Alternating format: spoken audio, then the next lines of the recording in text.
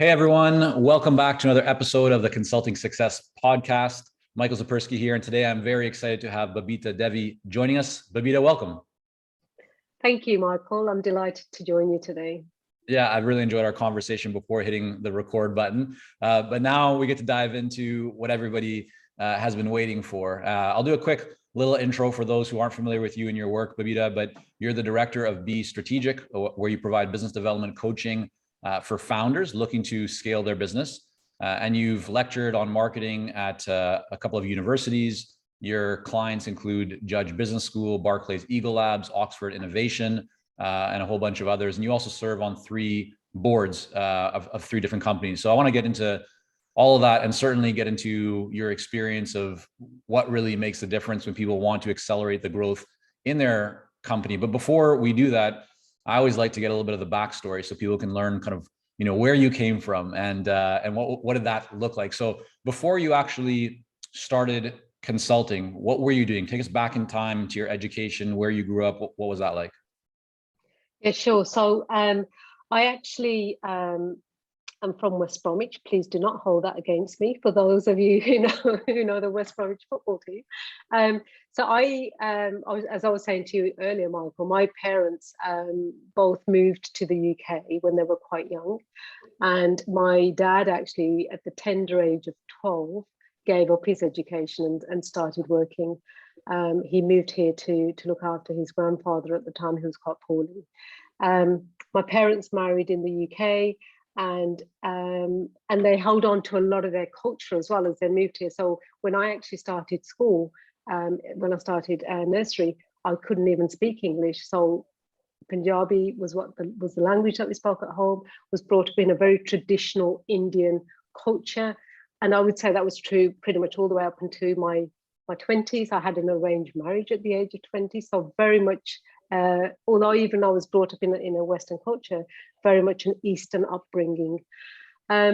So I actually wanted to go to art college and study fine art, would you believe?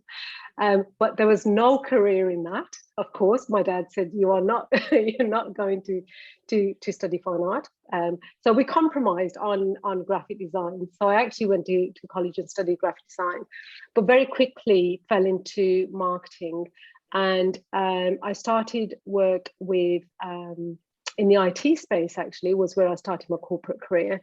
And I was involved, I'm about to give my age away now, I was involved in setting up the very first computer superstore in the UK before it got bought out by PC World and then later Currys. But I started my career in IT. Very early, in my early 20s, I became a manager. And by the time I was 26, I was managing a budget of about $750,000, a marketing budget. I stayed in IT for quite a long time. I moved from desktop computers and software through to ERP solutions. So went from marketing, multi-million pound software basically. And then after that, I worked in optics for a while. Then in 2003, I moved to Australia and I lived in Australia for 3 years. And at that point, I decided to set up my own marketing company and lived out there for 3 years, worked with some really interesting and diverse clients, and then moved back to Birmingham in 2005. So that's Birmingham in the UK. And then moved around a lot. So stayed in Birmingham for 3 years. I worked at the University of Birmingham there, managing all of their marketing outside of academia. So they had these several commercial divisions and I was responsible for marketing those. And then I moved to Oxford and lived in Oxford for 3 years and then moved to Cambridge. And so with all of that, moving around, I mean, I was really fortunate in that I could take my business with me. And one thing I found quite early on with all of my roles was I would work quite often with the senior management team, which is why I kind of fell into coaching a little bit and mentoring, as opposed to making a conscious decision that that was going to be my career. But with all of that moving around, the other thing that I decided to do was to set up a tech business. And so I learned how to code, I learned how to manage developers, I learned how to raise investment. But most importantly, I learned about all of the pain that startups go through And that really helped significantly when I started doing my coaching work in a more comprehensive manner. Yeah. So with all that moving around, the tech company I started, but then when I moved to Cambridge, I had the opportunity to go and lecture entrepreneurial marketing at one of the universities here in Cambridge. And it was the very first time I stepped foot in a university, was to go and deliver that to the master's students there at the business school. And then after that, I went on and lectured marketing to business studies students as well. And then finally, I ended up at the Judge Business School, which is part of Cambridge University, and that's where I work on their Accelerate program. And that's a cohort of about 65 companies, and that's everything from startup, and I've got a brilliant idea, right through to VC rounds. So that's right. A broad spectrum. But some of the companies that you mentioned, with Barclays Eagle Labs, with my own coaching business, with Oxford Innovation, with the role I do there as Innovation Director, they're all very similar roles in that they're all coaching roles. Right. So I have a whole bunch of questions because you just took me through a lot there. Let's go back in time. You mentioned that at a pretty young age, you moved up into management level or a manager type of role. What do you feel contributed most? Like looking back on that time, what kind of characteristic or attitude or behavior did you bring forward that you feel really contributed to you being able to move up the corporate ranks and get noticed for the work that you were doing? One thing I think in particular was the thing that actually is still true for me today, which is I find it relatively easy to join up the dots for people. So I'm able to extract information and connect. I mean, I'm a huge connector and collaborator even now with all of my coaching roles, and one thing that becomes quite clear to me very early on, even when I with my very first call that I'll have with any coaching client, will be that almost kind of a few paths that they can take, and then the next part of that becomes, okay, what is it, what are their aspirations, and how do I coach them to step into what the business needs from them. But that was also, I found that very early on with my roles in those IT companies, was just being able to join up the dots for people. And I think sometimes people become very insular, very parochial in their view, in that there's this one thing that they're trying to work on. And I think coaches typically tend to be more visionary, just in characteristic. And so for someone right now, let's take the consultant working just day in, day out in their business. Maybe they're solo, maybe they have a team around them, and they're kind of insulated. They're in their bubble because they're busy doing their thing. And so they likely are missing a bunch of dots that they could connect. What advice would you offer them? Like, what can they do right now to start being able to see some of those dots and be able to make connections that otherwise they might not be able to make? I think there's a lot to be said for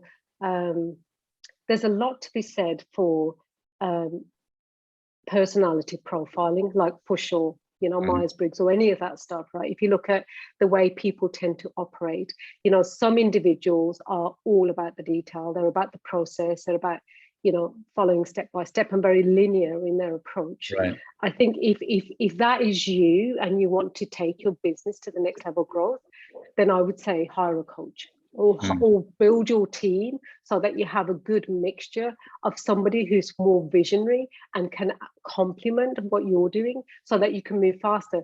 For sure, I'm not saying that if you're all about the detail and all about the process that you can't have vision, but I'm saying that together you could move so much faster by having that right mix of personality traits within the team. I think that's really powerful advice. So often, especially for solo consultants, they find that this initial kind of thinking of, I need to be conservative. Maybe the reason why I left employment or the corporate world is because I didn't want to manage people anymore.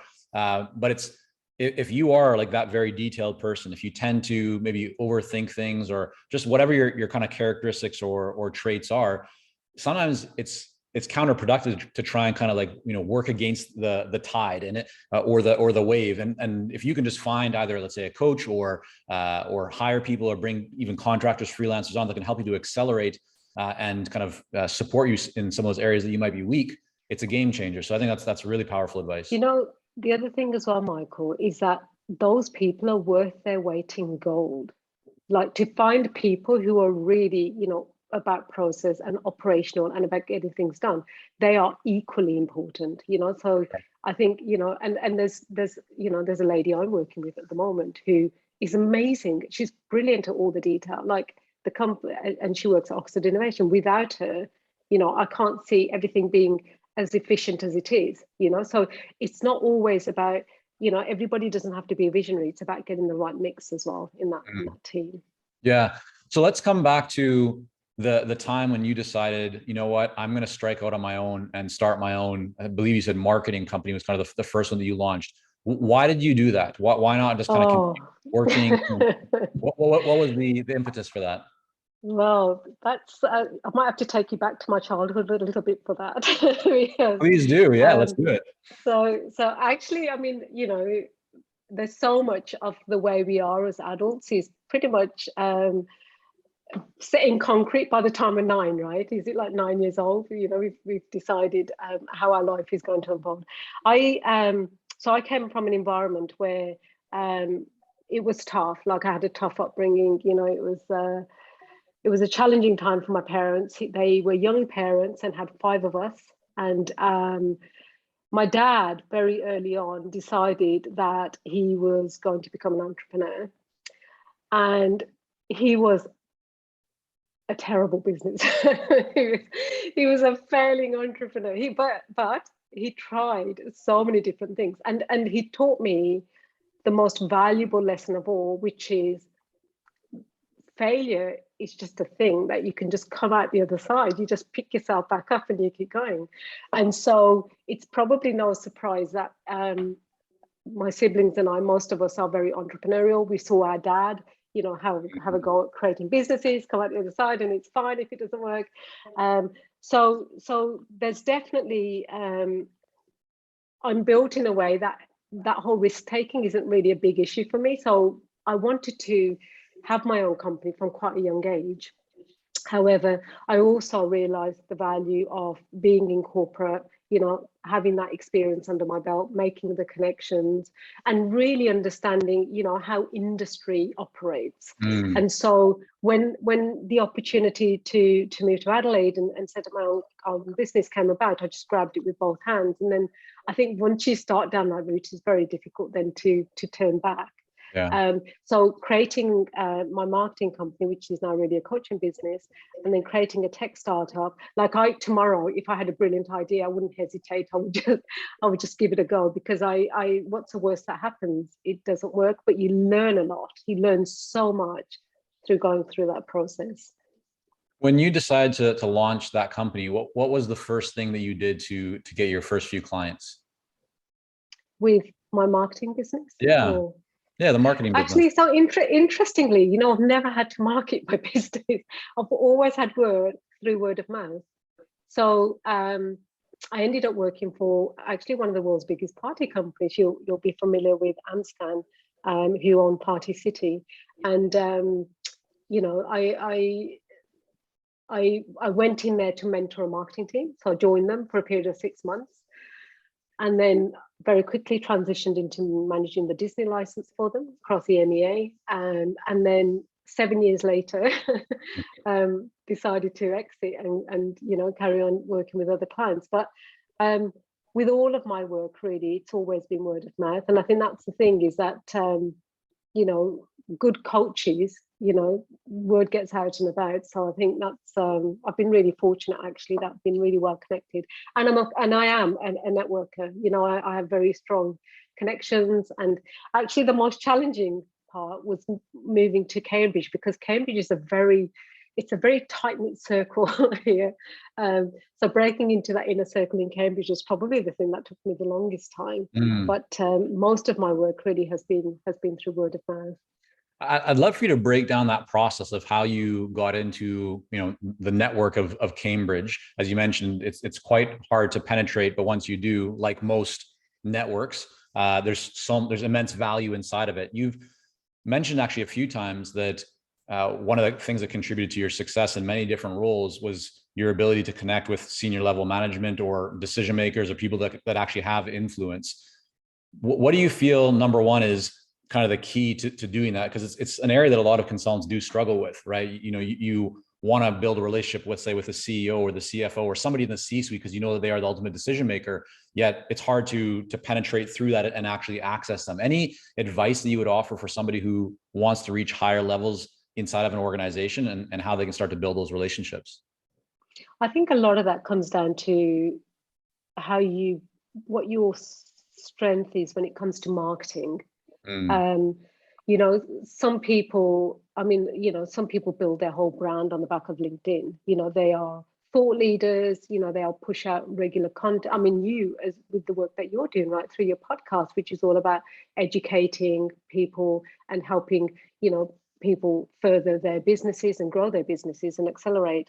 So I think a lot of it comes down to, there's no point in trying to put, a round peg, a square peg into a round hole. Right. What works for you, the individual, that I would say is always a starting point. So if you're the sort of person that loves to network, go out and network. But equally, if you are much better with creating content, and a bit like we were saying earlier, you're about the detail, you're about process, share knowledge around that, and your platform isn't necessarily to go out to networking events. You're much better, to do a podcast or to share content through social media platforms. So I think too often, and I see it so much at the moment, is that people think that they need to do everything.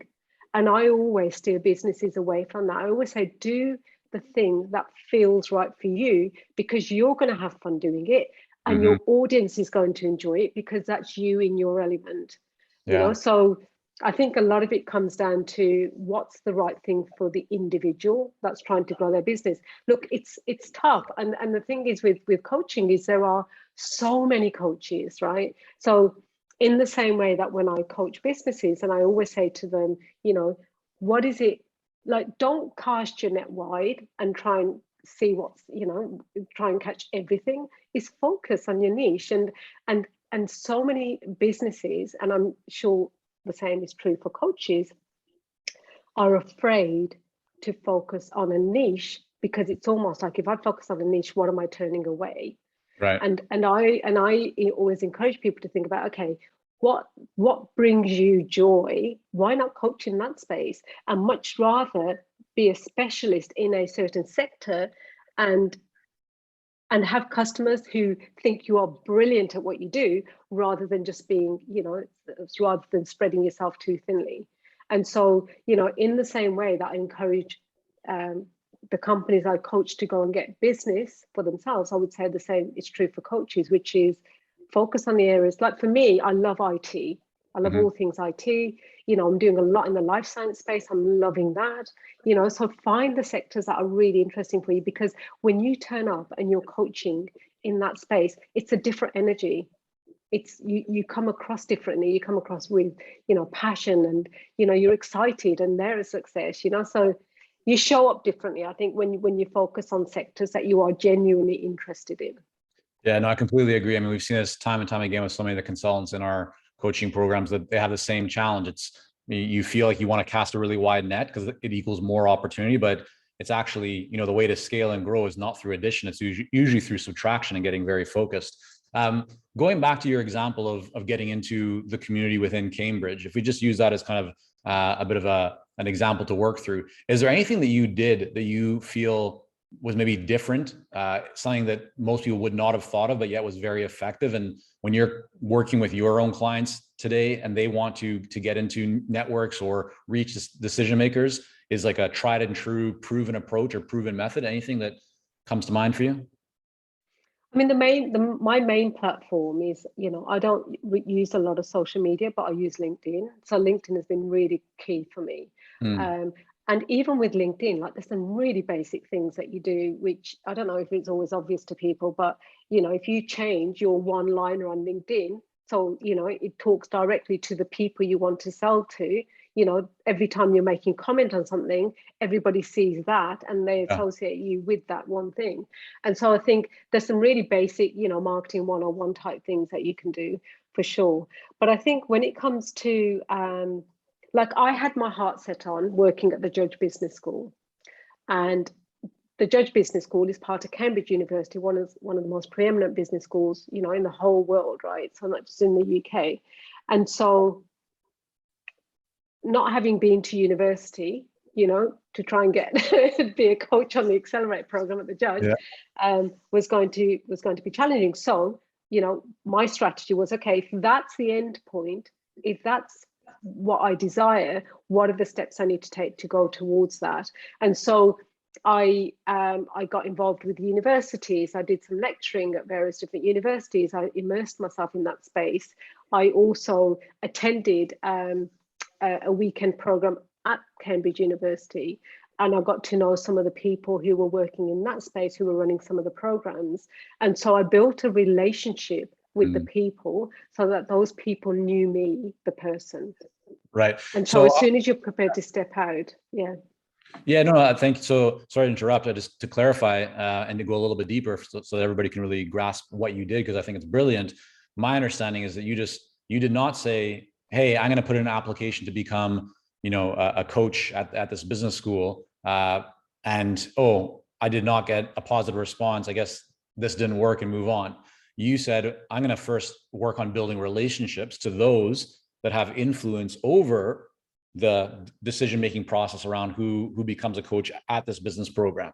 And so you went out and you went for, like, you paid money to go and attend some weekend training, right? Like you did things that would help you to build relationships with the right people before you tried to get something. So you were giving value or creating a presence before you just tried to extract value. Is that correct? Or am I missing anything there? Exactly. No, that's correct. And so even to the point that I didn't apply, I actually contacted them and said, look, I would love to be a coach on the program.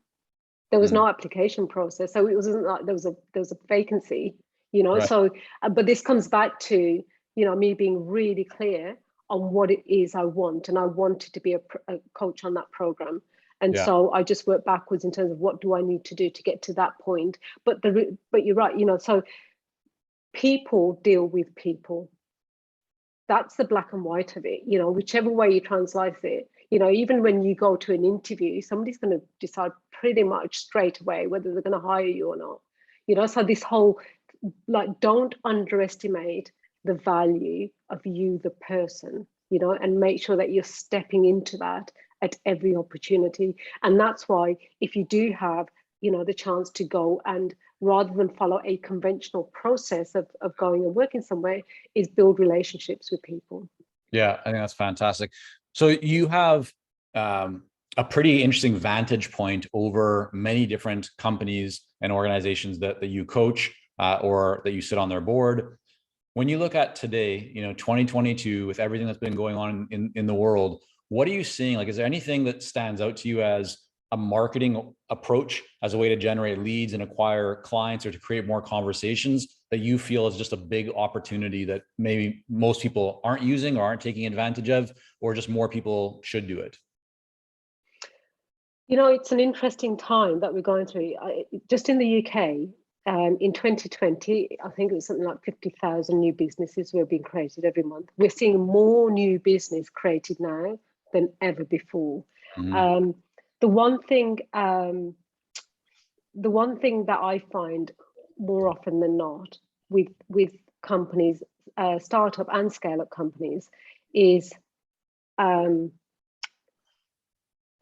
commercializing. Like, you know, people have got great ideas, but the minute you say to them, okay, let's put that in front of the customer, there's always a level of nervousness. So you typically tend to have people sitting in one or two camps. You either have those who, you know, have got a great idea, but they really struggle to take it to the next level because there's a fear around doing that. Or you have people who just hit the ground running with selling something, and then they've got a different set of challenges because now they need to look at organization structure and all of that stuff. But you definitely have more in that first camp than you do in the second. And so I think a large part of the work that I do, like my sweet spot, if you like, is helping companies to understand where their growth can come from, and then what growth does the individual need to go through. You know, for example, some of the companies on the Accelerate program at the Judge, they will go through and they'll do a raise. And now that individual needs to, they say they raise like, 10 million. That individual now needs to show up and run a company that's just raised 10 million. Right. And that's a big step up, right? So and that's kind of the space I work in. So growth for the business, but also, and more importantly, what does growth for the individual look like? Yeah, I'd love that. I think is quite fun. Yeah, I'd love to go a little bit deeper into that, because it reminds me of a conversation I had with one of our clients recently, a higher level client in one of our coaching programs, who fairly recently made the shift from being a very successful solo consultant to and viewing themselves as a consultant to now looking at themselves as a CEO and building a team around her, and really seeing great things happening, a lot of progress being made. And it's a very interesting shift from having the mindset of I'm a consultant to, oh no, not I'm a leader, I'm a CEO, right? I have to operate like that. In order for somebody to step up to that higher level, and when I say higher, I don't necessarily mean better, but just a different level, because you have to see different things, think about different things, right? Focus on different things. Your role is different. You need to develop as a person, right? Or as a leader. What do you typically suggest that people do? What are some of the kind of the best practices for personal development? So there's many, but one of the things I would say first and foremost, and this is always a big aha moment for people, is to recognize that they are not the company. Like, that person is not the company, right? And I think that separation is like a really big step for many people as their businesses start to grow. And I think within that as well then is, how do you surround yourself with the best people possible in their discipline? Like, your team should be better than you at that thing that they're doing. Otherwise, you haven't got the right team. So whereas, sometimes I think when it's your business, you can want to have complete control over everything. And that letting go of control and recognizing that the business is now an entity and it's not you is a big step change, I think, for a lot of entrepreneurs. Yeah. So stepping into that, but then on the back of that is, it depends what stage your business is at. So, we touched earlier on the 2Y3X program, like joining an accelerator is always brilliant, because and we have the same with the Accelerate program at the Judge Business School. You have access to 10 coaches who all have different areas of expertise, and who can all help you based on, do you need to get advice on intellectual property, or do you need to get advice on company formation? So based on where you're at, and then right through to programs like the Accelerator, which is, okay, we want to like double, triple our revenue. Like, we have big, ambitious goals, and how do we achieve that? And how do we create something that is not so big that it's overwhelming and we can't do anything with it? And then 1 year to the next, like, we always have these big ambitions, but we never actually manage to get there because we haven't put any plans in place. So I think in terms of if businesses are looking for growth, the thing I would say first and foremost is get clear on what that growth looks like.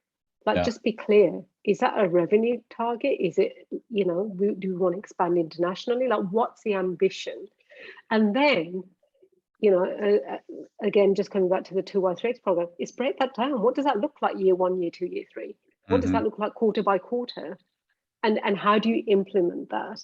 Because, one of the exercises, I pushed that out on a LinkedIn post on earlier this year, which is, if you've got a diary, go to the last page of your diary and write in that page what the last 12 months was like. Like, take yourself forward to that point and actually document what's just happened in the last 12 months. Yeah.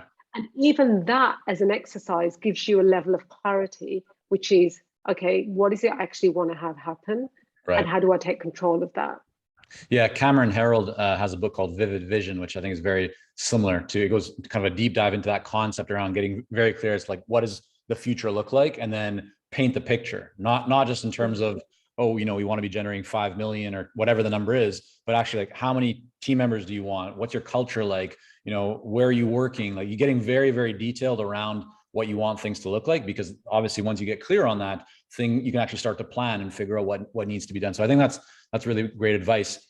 For you, as you look at the journey to this point of your own business and your experience, is there anything that you've changed a lot? Like, has your pricing model changed a lot over the years? Is the way that you work with clients, the way that you promote your business, any like big shifts that have happened over the years that might be a big lesson that you could share with others that they could also benefit from? Yeah, let's talk about pricing, because that's always like the one that most people are interested in, right? So I've never done a coaching qualification. Like, I'm not a qualified coach, right? So all of those coaching roles are based on experience I've managed to get. I think you are qualified. You might not be certified, but you're qualified. Yeah, certified. Good. Yeah. Okay, thank you. Thank you. I should remember that distinction in future. But what I was going to say is that I didn't even truly step into that. It took one of my clients to tell me that I am their top rated coach for me to think, okay, I don't need to be certified. Like, I'm doing this better than most. Right. And I'm making a difference. For me, when a client turns up and they're giving me an hour of their time to coach them, that's our most valuable asset, is our time. So for me, it's so important that they get a really good return on that investment of their time. And so it took a client of mine to say to me that you are our top, for me to actually even think about charging good money for my time. Right. And the thing with charging for your time is that there's definitely a relationship between value and price. So when you're operating at the lower end of the spectrum, people don't think they're going to get very good coaching, and I've seen this with so many people. And when you're operating at the top end, and you're showing up and you're doing a great job, that's matched to the value that they're getting as well. So I am surrounded by a lot of coaches that are at the lower end of the spectrum, and they are struggling. And part of the reason I truly believe for that is because people's time is so valuable that they almost don't even want to operate in that space. They need to be getting good value and are prepared to pay good money for it. And they're coachable. Those people are coachable. I think when you're working at the value end of the spectrum, I think also people there aren't actually coachable. They're not really in it. They're not serious about it. Yeah, no, I mean, that's a really great point. If somebody is investing a smaller amount of money and it's not significant to them, then when push comes to shove, when they start to face and feel resistance, as they should, if they're being coached properly, like they should be challenged. When they start to get to that place, it's very easy for them to just say, well, okay, like, I'm not really going to do this, right? I just kind of put it off or put it aside, and then not make the progress that they want. But if they've invested a really significant amount that kind of challenges them and would make them feel pretty bad about themselves and disappointed if they didn't take that action, if they didn't at least try, they're much more likely to try. And then, we've seen so many times that when you follow a process that works, you're going to get results. It doesn't mean you're going to get results overnight. It doesn't mean it's going to happen maybe as quickly as you want it to. But if you're doing the right things, you're going to see, and you're going to make progress. And I think that's why, making that larger investment at times, even though it might feel a little bit scarier, is actually the fastest way to get the end result that you want and to really make more meaningful progress. So that's a great kind of way to look at it. Absolutely. I think the commitment and conviction is totally different when you're investing in yourself, because that's what coaching is. You're investing in yourself, right? It's personal development. Totally. I mean, I had a company I was coaching today, and they were talking about trying to get market penetration by making their product free, which for me, like, if something's free, it's got no value. Like, if it's got, are people really going to go and use something that's just free? So it's I think it's an interesting one, price. But I always say to people, when it comes to pricing strategy, is to think about charging for your time in a way that makes you ever so slightly uncomfortable, not too uncomfortable, but just very slightly uncomfortable. And that's probably the price that you should be charging for your time, is to actually have that feeling inside you which says, oh, because in the end, we have to put value on our own time as well, right? And this is where it comes from. This also is a good way for your own growth, is to be operating like that. So I think, like I said, I think people's time is so precious. My time is precious. Your time is precious, right? The client's time is precious. And so it's about making sure that there's alignment when you're working with somebody on what the perceived value is. And did you make any big changes or shifts when you know, going from doing work where it was more a consulting model, more, you know, marketing kind of done for you or done with you with clients to now much more strictly advisory, which is more of the coaching side? Are there any big changes in the model that you used for pricing? Pricing wise, yes, for sure, because all of my work now is done with business owners. And so, you know, that's kind of where, but also, you know, it's really important for me that when somebody's making that investment in me and you know what I charge people, that they are getting tenfold back, you know. So that's the thing, is that, you know, how do I really make a difference to everyone I'm working with? Yeah. And so every single call to me is as important as the next, and so you know, with when I was working in marketing, of course it was totally different when I was doing the doing, because, you know, you're very much in an operational role. When you're coaching, it's very different. You know, you're taking lots and lots of inputs. You're allowing, you're coaching the individual. I mean, it's intense, right? This is the thing, is that, you know, turning up and doing marketing work is very operational. You know, Right. doing as a coach, you know, you are turning up and you're giving 110% of yourself to that individual that wants to go through. I always think to myself that every session needs to be a transformation on a level. Like, they need to have come through that call and come out the other side with some improvement, or with some insight, or with, you know, with a level of growth. That's my ambition with every call that I have with every client. Before we wrap up, I have a few more questions I want to get to. The first is that when you look at your own habits and what you feel leads to your higher levels of performance, productivity, just really getting, you know, valuable things done, what are one or two things that you do every day that you really feel contribute to that success? So I meditate. I'm sure most of your coaches probably say this, I don't know. So I take time to sit and think and reflect and just really give myself some headspace. When do you do that? Is it in the morning, the evening, during the very first thing in the morning. And so the best time to meditate, because I know a lot of people say, oh, I struggle because I have so much stuff going on in my head.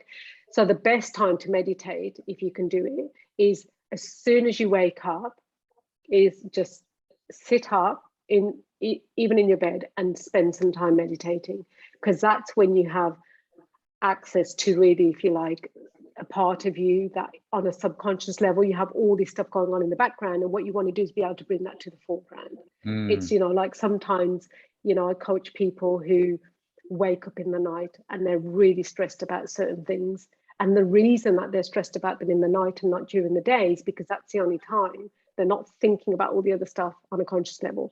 And so allowing yourself time to meditate and just really connect, and then the stuff that comes up, do something with it. Action it, right? So make it your priority to action that first, right, before you get stuck into your day, right? And so that I would say is really important. Secondly, any creative thinking, anything that is going to be taking more headspace, do it first before you get stuck into your day. Like, even don't even go anywhere near your emails until you've done the thing that's really, really important. And then the third piece for me is to be kind to myself, because I think so often, you know, we're working with so many people and dealing with so many challenges that they bring into a call, and you know, so is to take a step back and actually allow myself time for me as well. And that is taking me a really long time to learn that. Yeah, no, but Babita, tell me more about that. When you say be kind to yourself, give me, if you can, some examples of what that looks like. Yeah. So I've been working since the age of 14. I started work in a sewing factory when I was 14, and so pretty much my whole life I I realized, and it took me until I was in my 40s to realize that actually my work defined me. Like without my work, I was nothing. I didn't know anything different, right? So that was when I started, I guess, my journey of, okay, who am I? Like, who am I outside of work? And so when I say be kind to myself, it's like, go out and, well, I've joined the gym, right? So I go and I spend time in the gym, and it's not just any gym. I've joined a really nice gym, So when I'm there, I really enjoy the experience, and spend time with my family. And when I'm with my family, is to be totally present to them, not to be checking my emails and all of that stuff. Is to be really present, and it's amazing. And just and if you really struggle, sometimes people say to me, "Oh, I've got time," and well, okay, even things like if you're doing back-to-back calls, is organize a call that you can take on a walk, that be outside and take that and stretch, get air, all of that stuff that people talk about all the time, right, but very few of us actually do. So being kind to yourself is to really look after your health, eat well, take regular breaks, do things that bring you joy. When you are with your family, be totally with your family. Like, don't do this, one foot in, one foot out, because it doesn't serve anyone. And then just be one of the things that I, and this is getting a little bit personal, I'm truly, truly grateful for every experience I have, whether that's good or bad. Like from the challenging stuff, I learn a lot, and from the good stuff, it's just great fun, right? So to be really present to every experience that comes up, and and the challenging stuff, it's there for a reason. Like, what do you need to learn from that experience?